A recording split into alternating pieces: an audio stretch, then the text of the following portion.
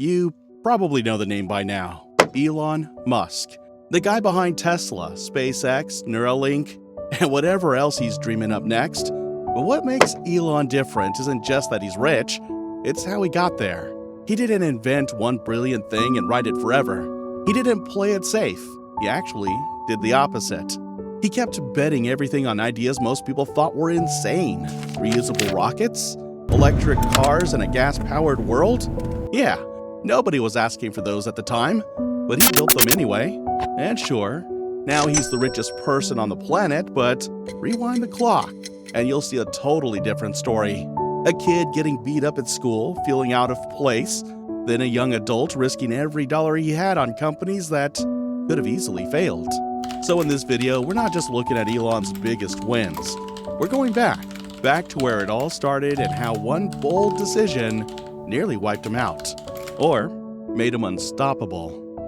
So let's rewind. Before the billions, before the headlines, Elon was just a quiet kid in Pretoria, South Africa, born in 1971. He spent more time in his head than in the real world, always daydreaming, always building stuff in his mind. And people thought something was wrong with him. His parents, even the doctors, they thought he might have a condition because he would just stare off into space, zoning out completely. But really, he was just imagining things most people couldn't see yet. At 11, he got obsessed with computers, taught himself how to code, and by 12, he sold his first piece of software, a space game called Blastar. But life at home wasn't smooth. After his parents divorced, Elon and his brother moved in with their dad, and that's when things got darker. Elon later said in an interview, it was not a good option, and he left it at that.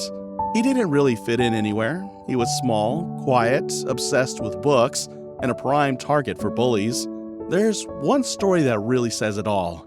They threw him down a flight of stairs. He blacked out, ended up in the hospital. That kind of stuff happened a lot. It wasn't until he was 15 that things started to shift. He had a growth spurt, learned how to fight, karate, wrestling, anything to push back. And not long after, he made a move that changed everything. At 17, he left South Africa, moved to Canada, partly to escape mandatory military service, but also to chase something bigger. He figured it'd be easier to get into the US from there, and he was right. But at that point, he wasn't some genius billionaire. He was just a broke, determined teenager with no safety net. After making the move to Canada, Elon eventually found his way to the US.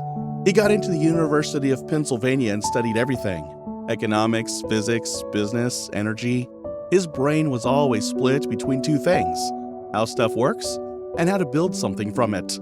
He even got accepted into Stanford for a PhD in energy physics, but he dropped out after 2 days. Why? Because this was 1995. The internet was exploding, and Elon didn't want to study the future. He wanted to build it. So he launched his first startup, Zip2, with his brother Kimball. They started it with $15,000 and a computer. Literally slept in the office, showered at the YMCA. Musk coded through the night. Kimball made sales calls during the day. Eventually, they landed deals with companies like the New York Times, and then came the big break. In 1999, Compaq bought Zip2 for $307 million.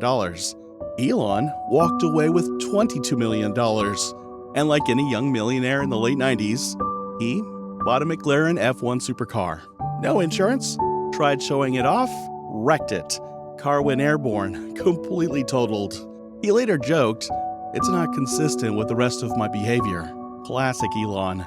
But even as the wreckage cooled, he was already onto his next move. He poured money into a new online banking idea, X.com. At the time, it sounded ridiculous. Who's trusting a website with their money?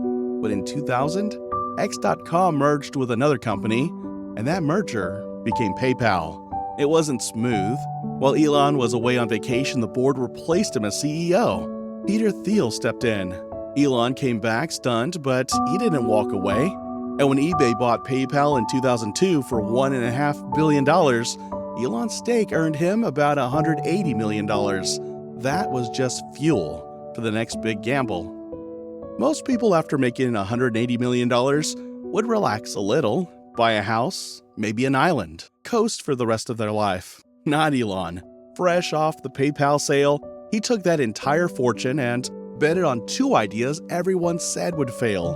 One of them, SpaceX, a private rocket company with a goal that sounded straight up delusional: colonize Mars.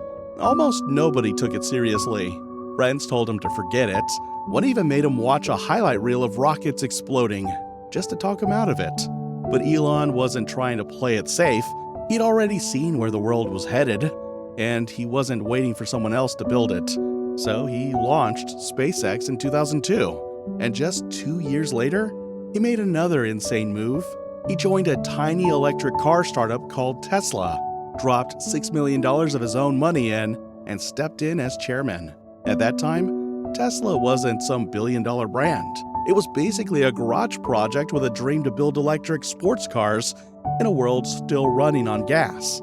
So now Elon was running two high-risk companies, bleeding cash and burning through personal savings. And things didn't go smoothly.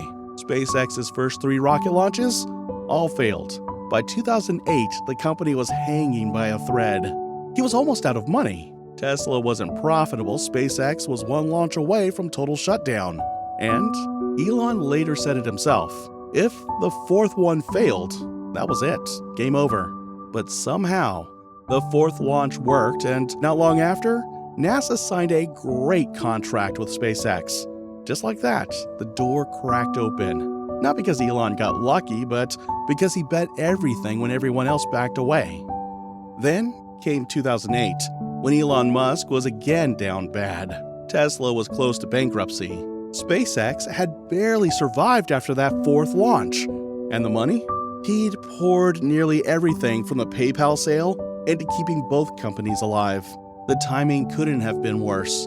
This was also the peak of the global recession. Investors were backing off, cash was drying up, and behind the scenes, Tesla engineers discovered their battery packs were dangerously flammable. J.B. Straubel, Tesla's former CTO, later said, "That could have ended the whole company if we didn't fix it." Meanwhile, SpaceX was running out of money fast. They were burning through everything on test after test, and each failure put them closer to the edge. But somehow they held on. NASA came through with a $1.6 billion contract. Tesla patched its battery issues and kept pushing. Then, in 2012, Tesla launched the Model S, and everything started to shift. That car changed the game. It proved an electric vehicle could be fast, sleek, and go the distance. And slowly, the tide turned. Today, Tesla dominates the US electric vehicle market, with nearly 2/3 of all EVs on the road. Their valuation has skyrocketed past $1 trillion, and SpaceX? It basically owns the private space race. Even after all the chaos, the crashes, the debts, the doubts, Elon never stopped betting big. Even after selling billions in stock, he controls roughly 20% of Tesla through shares and options. And yeah, Tesla still makes fewer cars than Ford or GM, but in terms of value, they're in a league of their own. Because investors aren't betting on how many cars Tesla sells, they're betting on where it's going. And Elon? He's still building like the next bet might be the biggest one yet. In 2016, he launched the Boring Company to fix urban transport by digging underground tunnel systems. That same year, he founded Neuralink, a brain-machine interface company that's now testing real implants on human patients.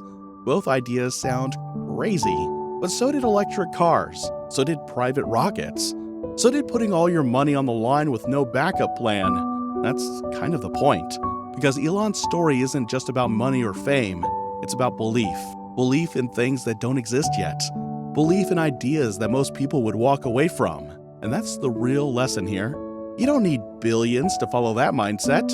You just need to pick a direction and commit like you actually mean it. He didn't get rich because he played it safe. He got rich because he risked everything on the stuff he believed in. So no, you don't have to build a rocket, but you do have to take your shot. And if you're willing to keep going when things look impossible, that's where the shift happens.